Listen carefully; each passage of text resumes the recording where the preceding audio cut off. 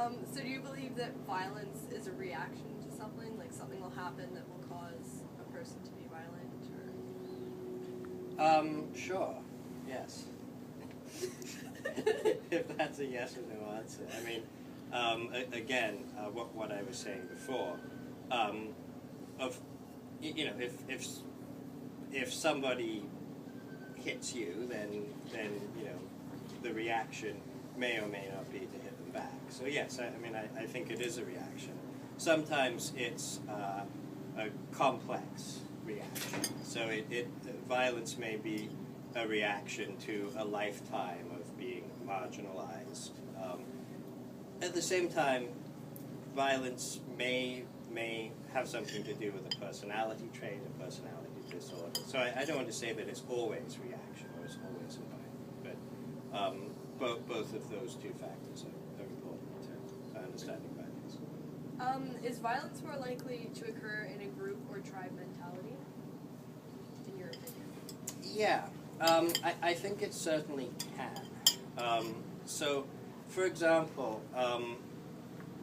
I think that within groups, one's individual responsibility for one's actions are often sort of minimized. So there was a famous set of experiments done at Stanford University called the Milgram experiments, whereby ordinary people from the street who didn't necessarily have a violent past were put into this laboratory test whereby they had their finger on a button which would cause somebody in the room next to them to feel intense pain.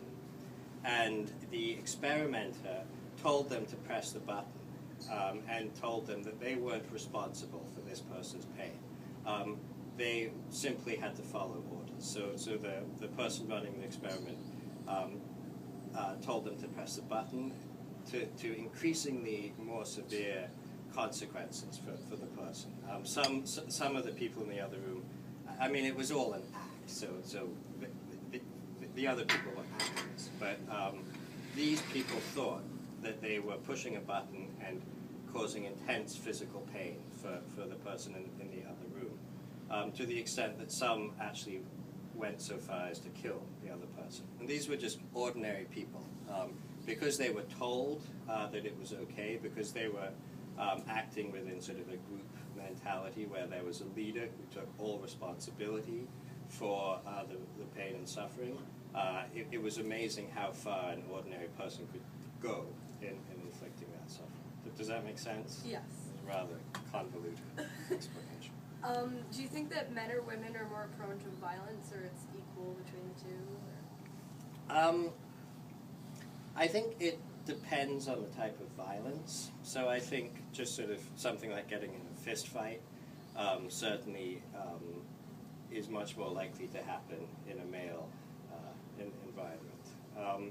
At the same time, sort of more systematic, more bureaucratic violence, the violence unleashed, say, at the level of a state conducting war. I think women can be just as violent as men in that sort of situation. If you look at, for example, Margaret Thatcher, she had no problems invading the Falkland Islands, taking the country to war, and so on. And I think that if there were more female politicians, there's an idea that, if women ran the world, there'd be no wars. I don't necessarily think that that's true. I think that there might be less sort of casual violence between women, but more systematic state-led violence, not as much as exists today. What do you think can cause a person to become violent? Well, again, we talked about the environment. We talked about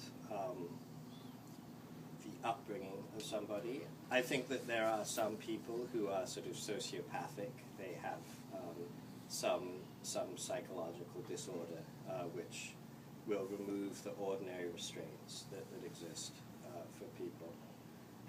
What's the next question? Because we can talk about sort of some The next one is, do you think people are naturally violent? Like Right. born that way? Right. As an animal, say? Yeah, okay, well, let's talk about that. There's, a great deal of political philosophy that asks this question: what is the state of nature? What's the natural state of mankind? And so, I don't know if you've heard of someone called Thomas Hobbes, Yeah.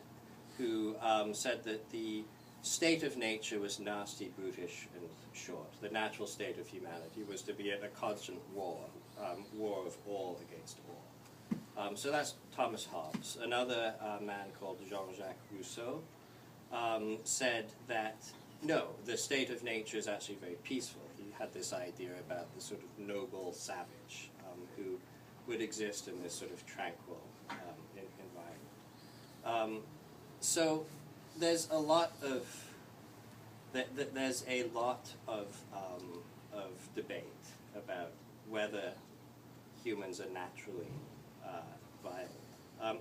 I tend to think that the natural state of humanity is in society. It's in a family. It's in a village or a town or a city. This is the natural state. We're social beings, and so I think that when those ordinary social relationships are somehow severed, that's when a lot of violence often happens. So we see this, for example, in Lord of the Flies. There's no sort of existing social restraints. The existing restraints of society are dissolved, and so then you have this sort of anarchy. So I'm not sure that Lord of the Flies is necessarily a state of nature. I think it's an unnatural state of affairs for people to be in. Another example then might be concentration camps in Nazi Germany, which again I think were extremely unnatural states of affair. If the natural state of humanity is to be social, to have friends, to share things with each other, to share food, to share conversations, and so on, these were systematically denied in the concentration camps. And so the result of this was that prisoners themselves would perpetrate horrendous acts of violence against each other. The gas chambers at Auschwitz, the Nazi death camps, were operated by the inmates themselves because they had been so sort of brutalized by this system, which denied any sort of social restraint. They were really capable of horrendous acts. All right, that's a wrap. Any